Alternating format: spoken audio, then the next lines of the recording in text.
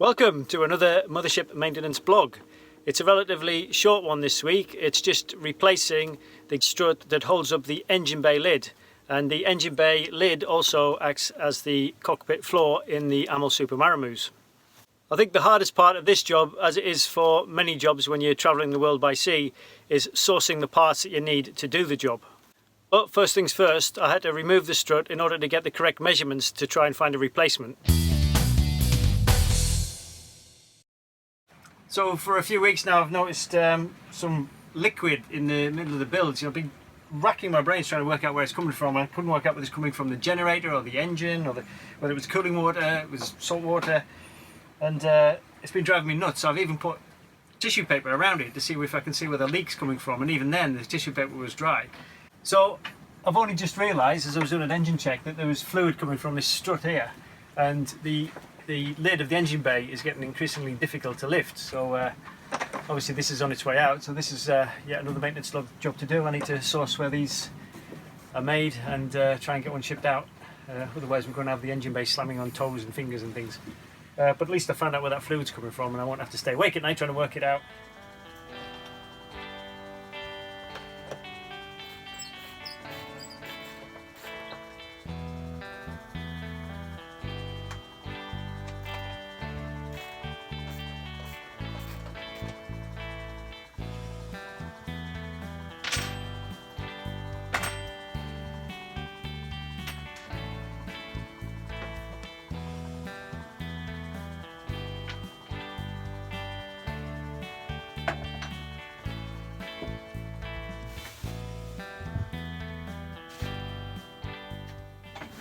So AML are always keen on these Delrin spacers.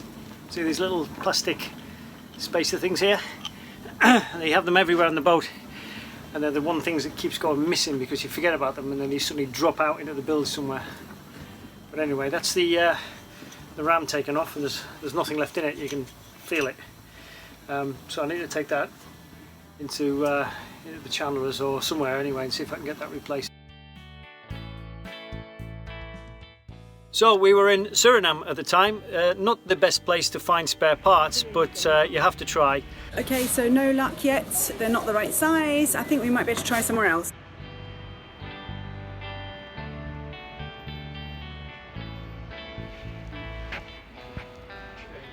But ultimately it was a fruitless exercise, and so as with many jobs I turned online to try and source the parts that I needed. There are some really good templates online connected to websites that sell struts, but unfortunately most of them are based in Europe, the US or the UK.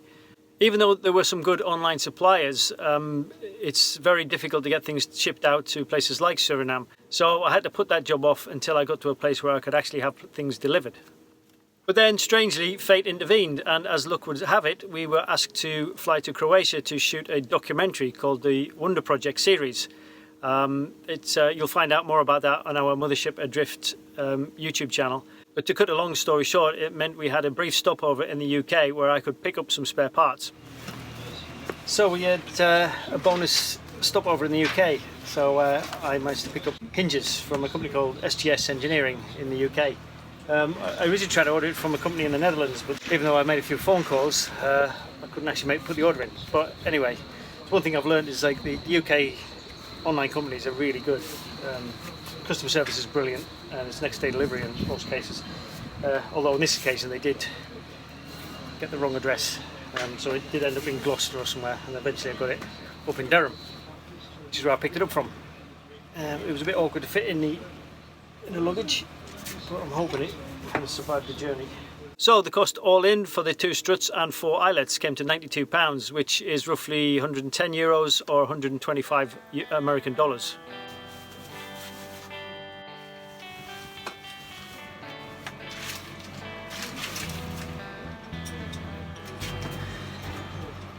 So these are 400 Newton, 600 millimeter full length gas struts, stainless steel. And even though these are 400 Newton, you can actually release the gas and make it a little softer.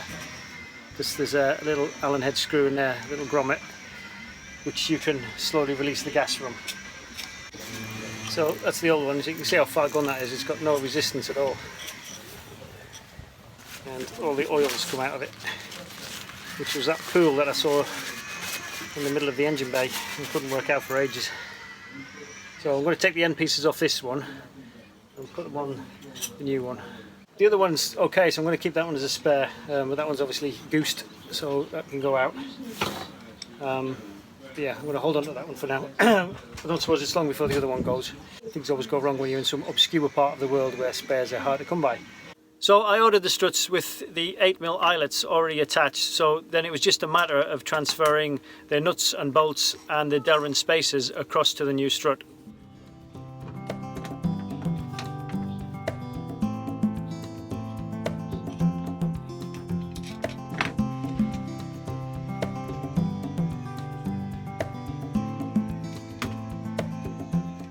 And then it was just a matter of attaching it in place.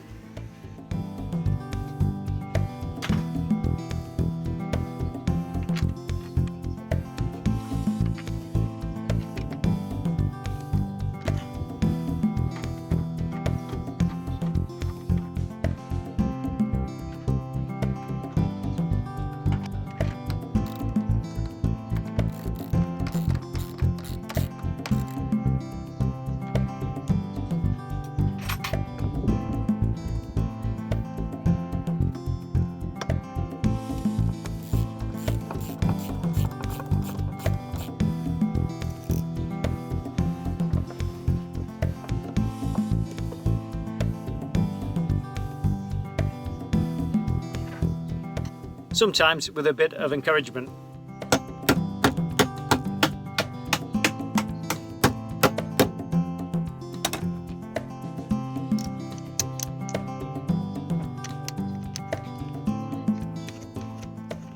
Sometimes in these small spaces the best tools don't work, so I had to ditch the ratchet spanner for a conventional spanner and do it the old-fashioned way.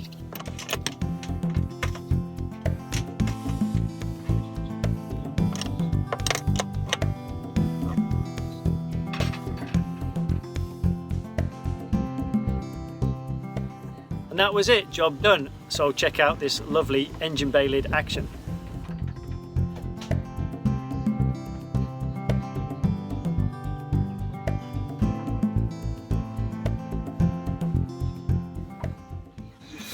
Moving on, next job.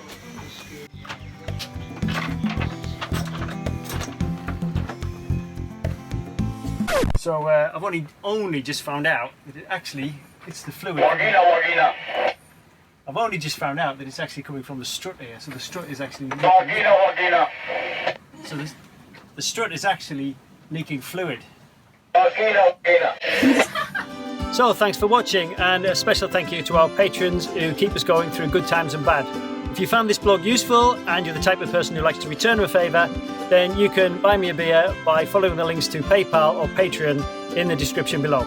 And now you can also buy one of our crew shirts by following the links to our merch store.